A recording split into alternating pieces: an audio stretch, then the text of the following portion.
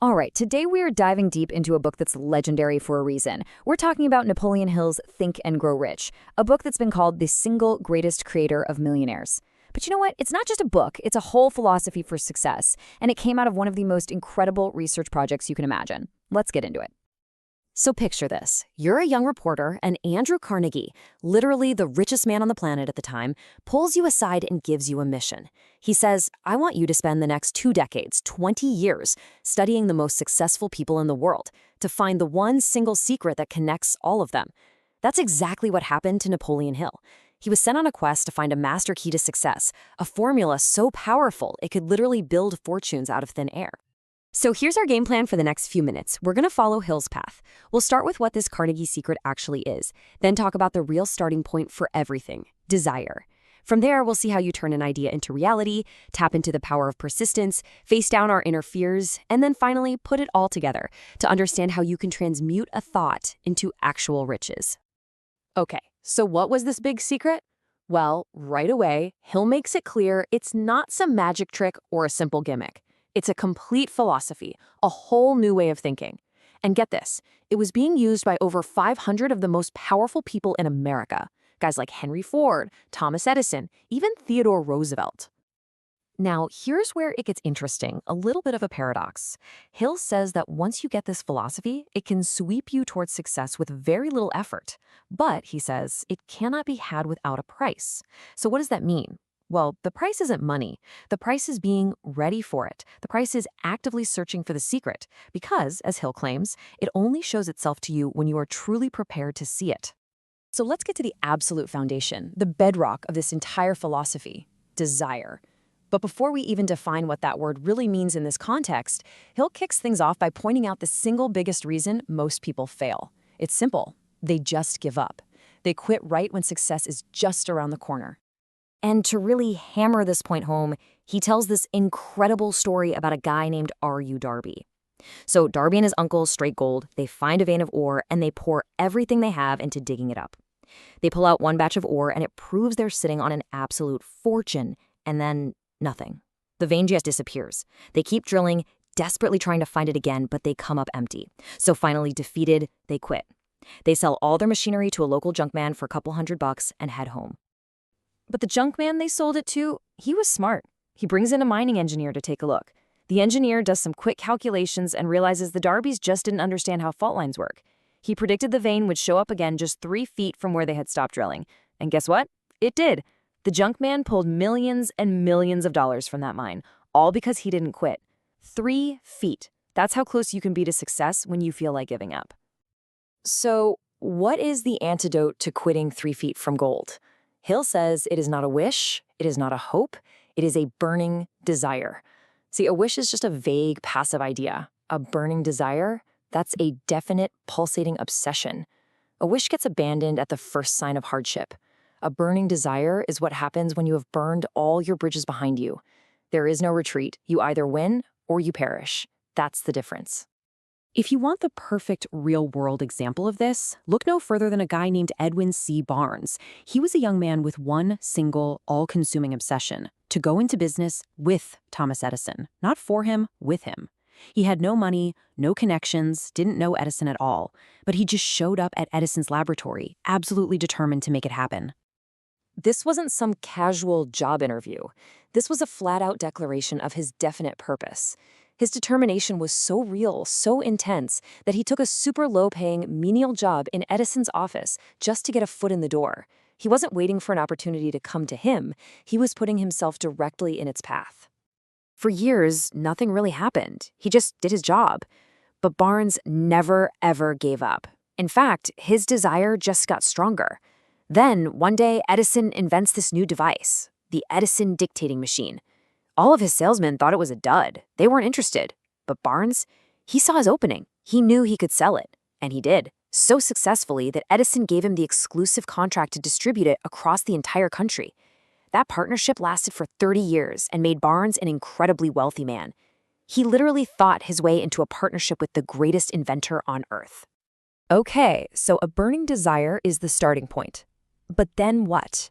How do you actually make that desire real? Well, this brings us to the next big piece of the puzzle, the practical tools you need to turn that intangible feeling into tangible reality. This is where we step into what Hill called the workshop of the mind. Hill was so clear that your desire has to be concrete, not fuzzy. And he laid out these 6 famous steps to make that happen. Just look at the words he uses. Exact amount of money, exactly what you'll give, a definite date, a definite plan. There is zero room for vagueness here. You have to write it all down, make it a clear statement, and then, this is key, read it out loud every morning when you wake up and every night before you sleep. You have to see it, feel it, and believe you already have it. This isn't just wishing. This is literally programming your subconscious for success. And don't for a second think this is just for small-time goals. Every massive enterprise in history started this exact same way. U.S. Steel, the world's first billion-dollar corporation, it started as an idea in the imagination of Charles M. Schwab. The global empire of Coca-Cola, it all grew from a single idea for a soda formula.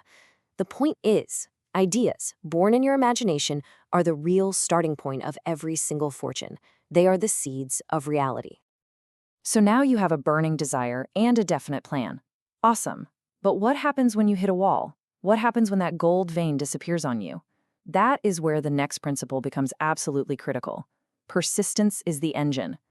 It's the force that keeps you moving forward, through what Hill calls temporary defeat. Let's circle back to our friend R.U. Darby, the guy who stopped 3 feet from gold. The story doesn't end there. He didn't just walk away defeated for life. No, he analyzed his failure and he learned the lesson.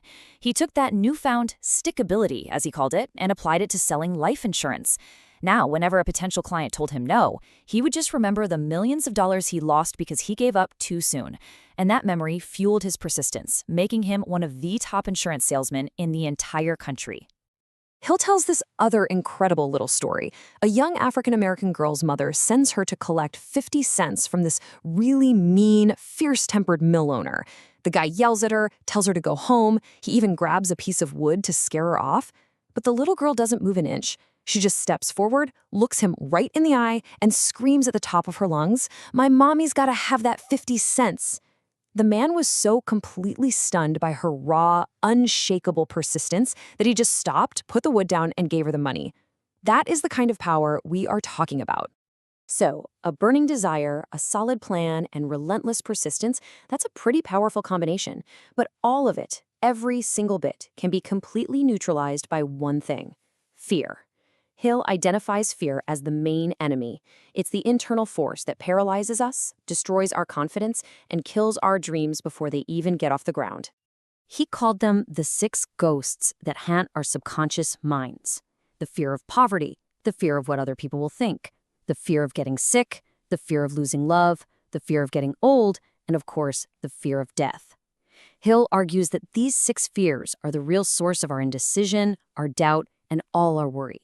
If you want to achieve anything great, you first have to master these ghosts and decide that they will not control your life. And that brings us to the grand finale. This is where all the pieces of the puzzle, desire, planning, persistence, conquering fear, this is where they all lock into place to finally reveal the true core of Andrew Carnegie's big secret. The magic word is transmutation. You know, it's that old term from alchemy about turning lead into gold. Well, here, the alchemy is all mental. The secret is that an intangible thought, an idea, an impulse, a desire, can be transformed into its physical, real-world equivalent. Your mind is the laboratory where this all happens. This is exactly the power Edwin C. Barnes used to turn his desire into a real partnership with Thomas Edison. So here it is. The secret isn't a single word, it's a formula. It's the entire process we've just walked through. It starts with a burning desire, a desire so powerful it becomes a kind of absolute faith. Then, you use your imagination to shape that desire into a concrete, definite plan, and you power that plan forward with unwavering persistence, a force that is strong enough to conquer any obstacle, including those 6 ghosts of fear. That right there is the philosophy of achievement. You know, in the end, Hill's message is that this philosophy has been proven time and time again. The real question isn't whether it works, but whether you're willing to work it. So I'll just leave you with the same challenge he left for every one of his readers. What is that one definite burning desire that you will stand by through anything and everything until it finally becomes your reality?